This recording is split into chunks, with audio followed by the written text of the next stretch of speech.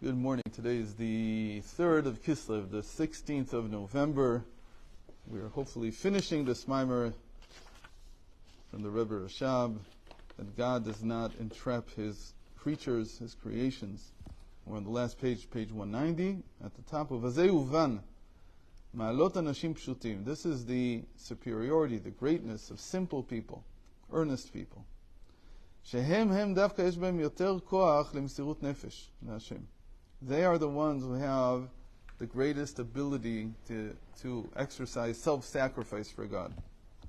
And what does that mean? V'hainu liyot sur merav ve'oseh tov b'foal mamash lemala mitam v'dat ve'no mitpa'el mishum davar. What does it mean to have self-sacrifice?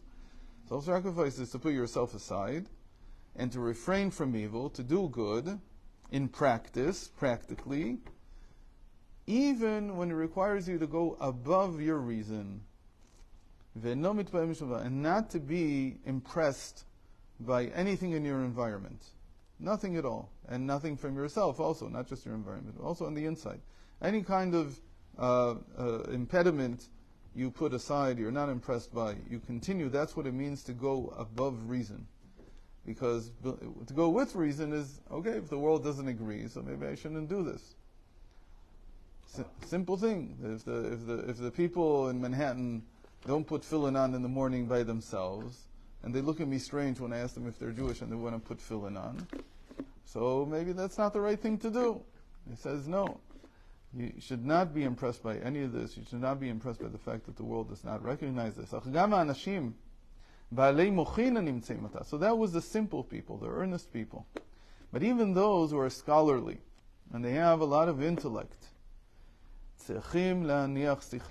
says the Rebbe Rashab, this is what in the end he calls shtus of kedusha. Right? Rebbe Rashab had this concept of shtus of kedusha. He said that in this generation, he's talking about in the 1900s, late 1800s, early 1900s, the generation is steeped with what we call shtus, which is nonsense. Stupidity. I don't know if stupidity means that you're not thinking. You're not thinking straight. Sorry. Shtus means you're not thinking at all. Okay? It's not that you're not thinking straight. It's not that you're making mistakes in your judgment. It's that the in thing is to be frivolous. Is there a noun? Frivolity? I don't know if you can say that. I think so being frivolous is being in shtus. And think about how the world changed. It used to be that being frivolous was something that was very, very limited to a certain segment of the population. Usually the people who were very wealthy, the aristocrats. But then slowly it filtered down into everyone. And so people have no direction, they don't know what to do. So the Rebbe Rashab said, you can't counter it, you can't fight it. Everybody's going to be frivolous. There's no fighting it. This is a general attitude that the Rebbe's had. That it's very hard to fight the zeitgeist, the direction that the spirit of the time is taking. Whole discussion about whether to use the internet or not.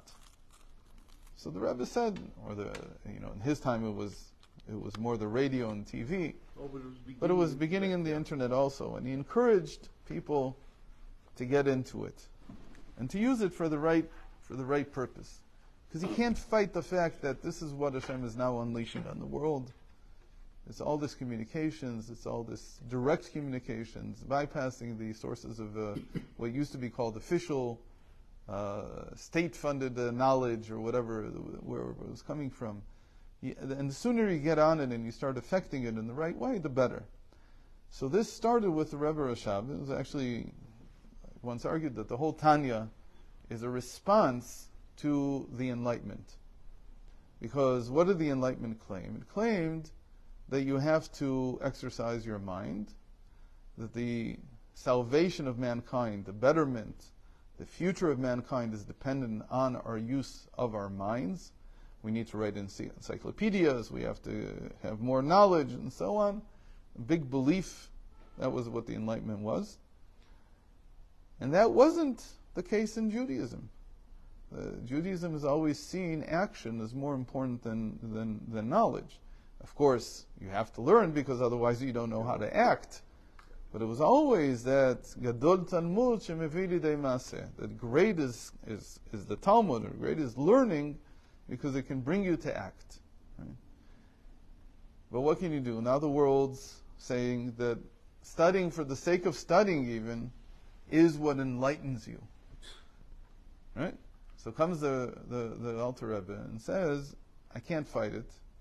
Everybody wants to be enlightened now, including the Jews. They all think that this is the future.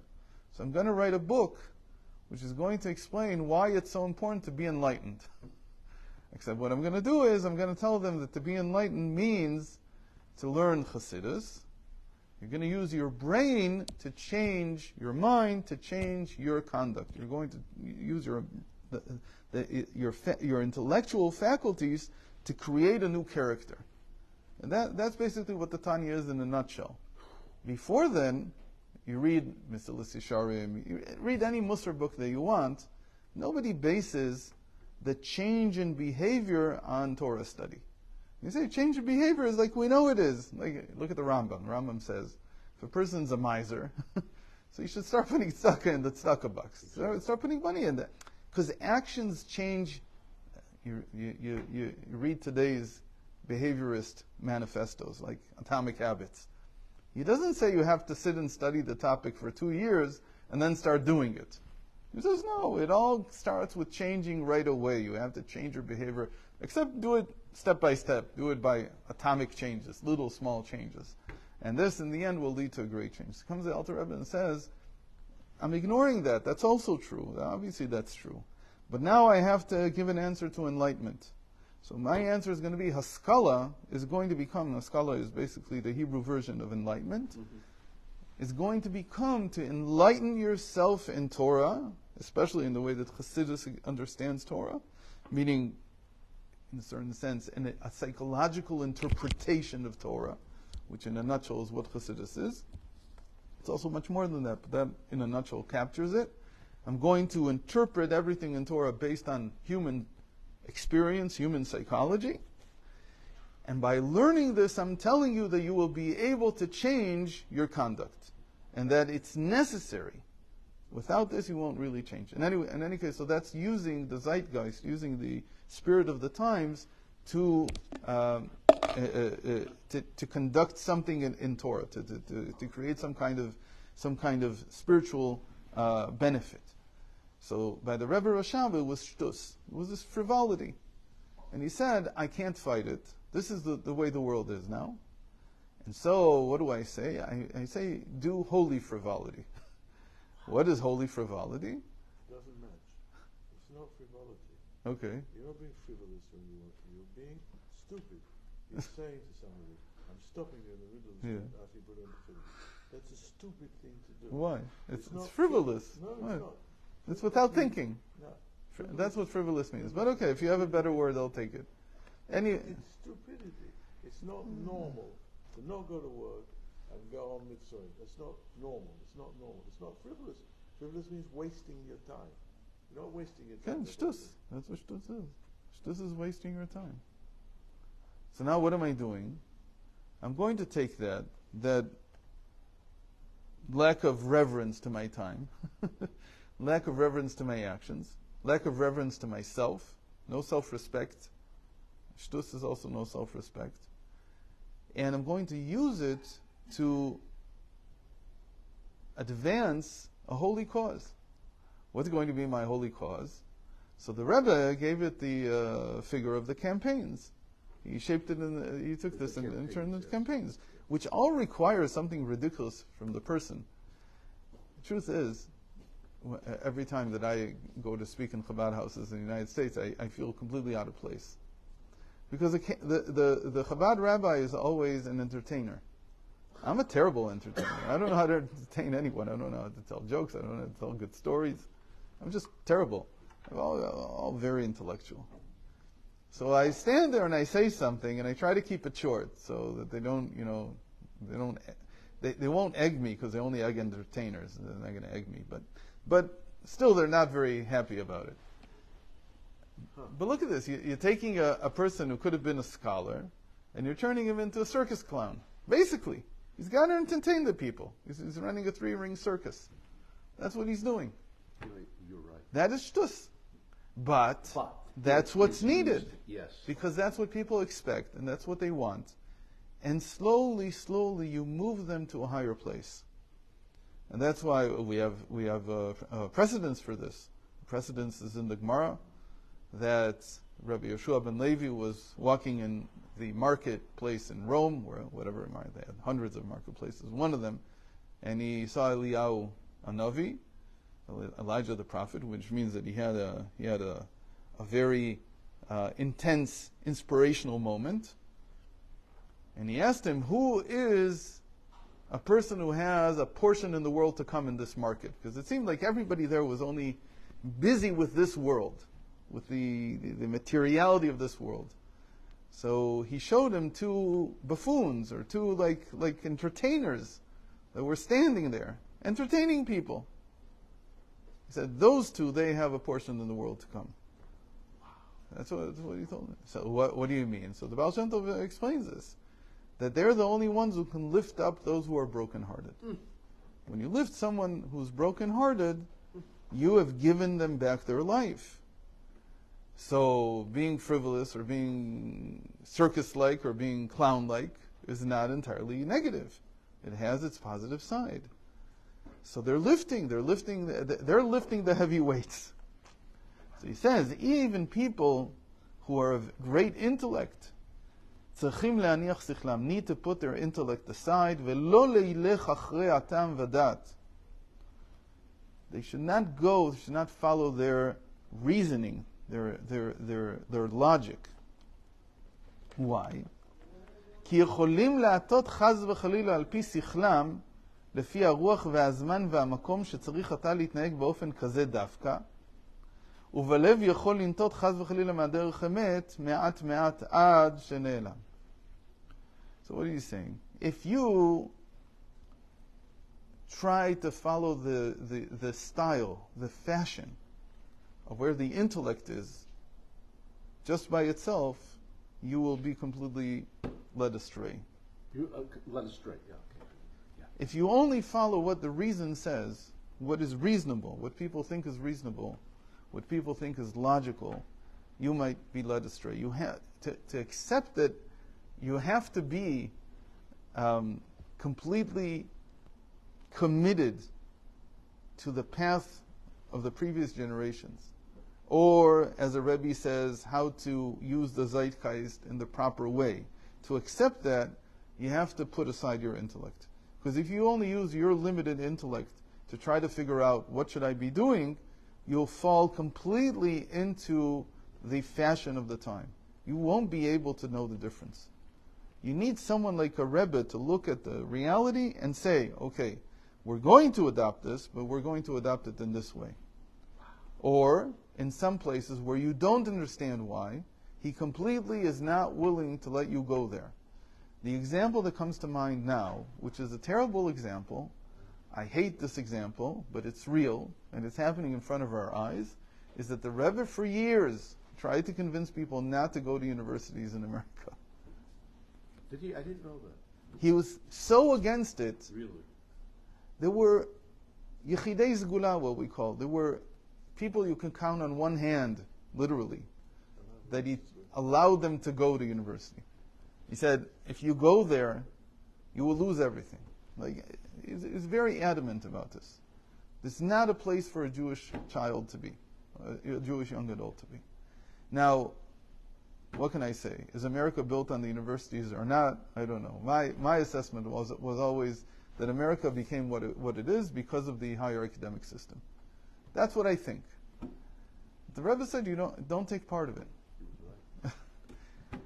So we see this getting worse and worse all the time. And I don't know if you saw what happened just a few hours ago in Arizona State University.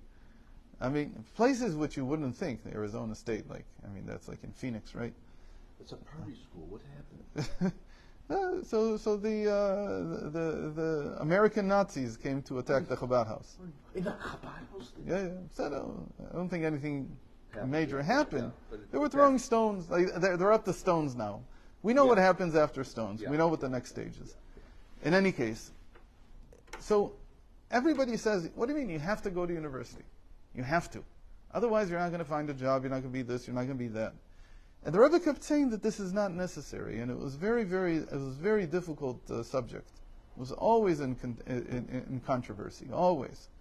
And I think the Rebbe lost a lot of people because of this stance, because he wasn't willing to give in. He said, "You can do everything you want, just don't go to college, don't go to university. It's not a place for you." Anyway, I went to university. I wasn't a Lubavitcher back then, but afterwards I didn't go. I don't know. I don't know if I didn't go because I was lazy or I didn't go because I was listening to the Rebbe. I'm not sure. Any case. ולזאת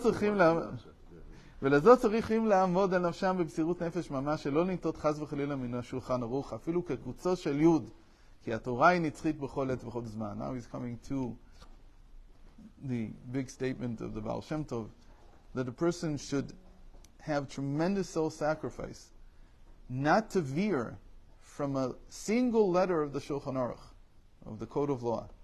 Even kekutzo shel yud, even the tip of a yud not to change. Because Torah is eternal in every place, every time. There's no difference. That is certainly the most important statement in the end of the Tanya, I think. When you boil the Tanya down to what is it saying in the end? It's saying that mitzvos are the ikar. Performing a good deed, performing a commandment of God is the essence of all life. That is what we're here for. We're not here to become scholarly, although it's very good to be scholarly. It's a mitzvah, you should be learning Torah. But even if you're an imbecile, you don't understand, you've tried 100 times to open up a tractate of Talmud and you don't get it, you should continue. Because the point is just to learn, even if you don't become a scholar. But you can't say the same thing about the performance of commandments. There's no such thing. If you can't keep Shabbos, you didn't keep Shabbos this week, you have to keep it next week. You have to continue trying, because that is the essence of what it means to be in this world. It should not be intimidated or embarrassed because of those who scorn him, who scoff at him, because of his conduct, because he acts like someone from the Middle Ages or from the Stone Age or from the Iron Age. Those are the thorns that surround the rose. And that is always an image in the Zohar, the introduction to the Zohar, of the Jewish people who are, according to Song of Songs, a rose amidst thorns. And even the thorns grow on the rose itself, and its stem itself. ויעמוד חזק בדרכו ועוד סל קריך יותר והם יכלו והוא יעמוד לעד. And he should stand firmly, steadfast in his way. And not only that, his smell will rise, meaning he will be known in the world, and those who scorn him, will disappear forever. וזה העיקר בזמן הזה בעקבתא דמשיחא, שלא ללך אחרי השכל והטעם ודעת, כי אם בקיום התורה מצוות למעלה מטעם ודעת כנ"ל, ויהי רצון שיבוא גואל צדק במהרה בימינו אמן. This is the main thing in our times, which are the footsteps of Mashiach, the time leading up to the coming of Mashiach, the general redemption of the Jewish people and the entire world, to be steadfast in keeping Torah and mitzvos, and to rise above our reason when doing it. Not to let any kind of consideration deter us from holding on to the Shulchan Aruch the way it is. And with this, we say, Yehi Ratzon, may there be will before Hashem, that the Redeemer will come soon in our days. Okay, so so like we saw, we'll just end with this and conclude that the Rebbe Rayatz, his son, after he passed away, after the Rashab passed away, he wrote a letter. That's where we started from. And in this letter, he wrote a list of all the essays that had a large impact in the world, and he mentions this as the first one. But the Riot said this? Yeah. Yeah. The Rat says it's about his father. That this But essay had a lot. This mimer? Or This mimer, this specific mimer, and apparently it's because of this very interesting analogy that the more intellectual you are, the more scholarly you are, the more difficult it is for you to have self-sacrifice. That was, in a nutshell, that was the entire essay. And what he uses it for is that everyone needs to have self-sacrifice now to hold on to Torah and mitzvos. That's what's needed. And again, the more scholarly you are, the more difficult it is for you. And yet he says, still, this is the path you need to follow. And we said today that the Rebbes knew how to use the spirit of the times in a positive way. You can do that, but don't try to do it yourself. Don't do this at home, as they say. Basically unique among Chasidus, that concept of using the. I mean, do you find that anywhere else? I mean, in Brazil, I never. I know that everybody tries. No, but I mean, do you to think that actually the other person, so to the other person who felt this way, yeah. and this goes back to a big discussion about Kabbalah. There are three major ways of interpreting Kabbalah, and they correspond to what we call space-time and space, time, and soul.